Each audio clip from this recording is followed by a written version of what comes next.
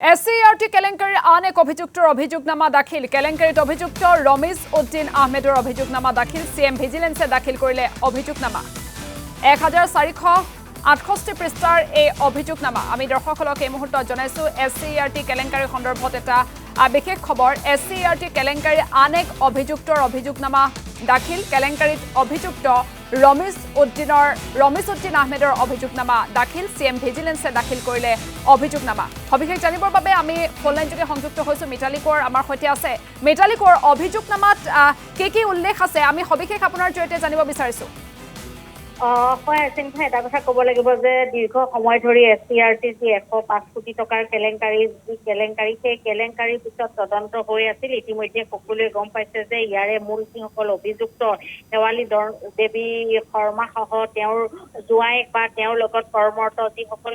সেই সকলোকে আৰক্ষীয়ে ইতিমধ্যে গ্ৰেপ্তাৰ কৰিলে গ্ৰেপ্তাৰ কৰাৰ পিছতে ইতিমধ্যে বহুতে জামিন লাভ কৰিলে কোনো কেন্দ্ৰীয় কাৰাগাৰতো আছে আৰু এইগৰাকী ৰমিজ উদ্দিনৰ বিৰুদ্ধেও যিহেতু অভিযোগ আছিল আৰু বিশেষকৈ তদন্ত হল বা তেওঁ গ্ৰেপ্তাৰ কৰা হল তেওঁ LDA পোষ্টত কাম কৰি আছিল আৰু আজি যিহেতু অভিযোগনামা দাখিল কৰিছে তাত উল্লেখ আছে তেওঁৰ পত্নী মঞ্জিলা চৌধুৰী তেওঁৰ বিৰুদ্ধেও অভিযোগনামাত নাম যিহেতু উল্লেখ আছে আৰু বিশেষকৈ দেখিবলৈ পোৱা গৈছিল যে SCRT গোচৰত যিসকলক গ্ৰেপ্তাৰ কৰা হৈছিল সেই প্ৰত্যেকগৰাকীৰে লোকৰে তেওঁলোকৰ আয় বহিৰ্ভূত সম্পত্তি যেতিয়া CM ভিজিলেন্সৰ ফালৰ পৰা তেওঁলোকৰ ঘৰবিলাকত অভিযান চলোৱা হৈছিল বহু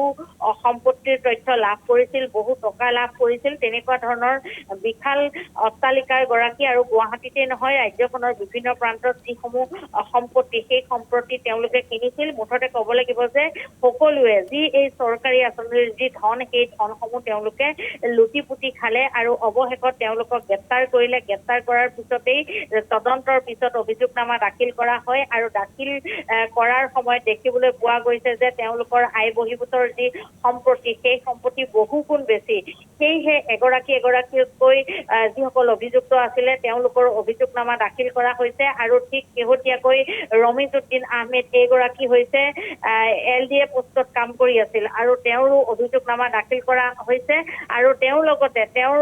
যিখন অভিযোগনামা সেই অভিযোগনামাত তেওঁৰ পত্নী মঞ্জুলা চৌধুৰীৰো নাম ইতিমধ্যে উল্লেখ আছে গতিকে ক'ব লাগিব যে বৃহৎ কেলেংকাৰী এই বৃহৎ কেলেংকাৰীয়ে পোহৰাই দিছিল যে বিষয়া যিসকল IS বিষয়াই হওক বা বিভিন্ন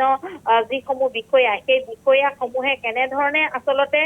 নিজৰ যি পদবী সেই পদবীৰ কথা পাহৰি তেওঁলোকে কেনেধৰণে কেৱল লুটি পুতি খাইছিল চৰকাৰী আঁচনিৰ ধনেই হওক বা তেওঁলোকৰ বিভিন্ন বিভাগৰ যিসমূহ কাম কৰিবলৈ আহে সেই কাম কৰিবলৈ অহা ধনসমূহ কেনেধৰণে লুটি পুতি খাইছিল সেই সকলোখিনি তথ্য পোহৰলৈ অহাৰ পিছত তদন্ত চলিলে গ্ৰেপ্তাৰ কৰা হল অভিযান চলিলে আৰু তাৰ পিছতে যি শেষত যি অভিযোগনামা সেই অভিযোগনামা দাখিল কৰা হল আৰু এই অভিযোগনামাত স্পষ্টকৈ লিখা আছে তেওঁলোকৰ আয় বহিৰ্ভূত সম্পত্তিৰ যি তথ্য সেই ৰমিজ উদ্দিনৰ আয় বহিৰ্ভূত সম্পত্তিৰ সকলো তথ্য আয়তকৈ তেওঁ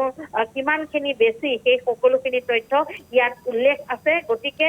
এইসমূহৰ দ্বাৰা স্পষ্ট প্ৰমাণ যে বহু বিষয়া কৰ্মচাৰীয়ে নিজৰ দৰমহা চাকৰি কৰি কিমান পায় সেয়া পাহৰি যায় তেওঁলোকে কেৱল দুৰ্নীতিৰে ধন ঘটিব পাৰে কাৰণ সকলোৱে জানে যে এগৰাকী এটা বিভাগৰ LDA কিমান ধন থাকিব পাৰে সকলোৱে জানে তেওঁ দৰমহা কিমান পায় সকলোৱে জানিব পাৰে কিন্তু তাৰ পৰিৱৰ্তে যেতিয়া বিশাল অট্টালিকাৰ গৰাকী বিশাল সম্পত্তিৰ গৰাকী হয় সেই তথ্যসমূহো মানুহে গম পায় আৰু শেষত সেই কথাবিলাকেই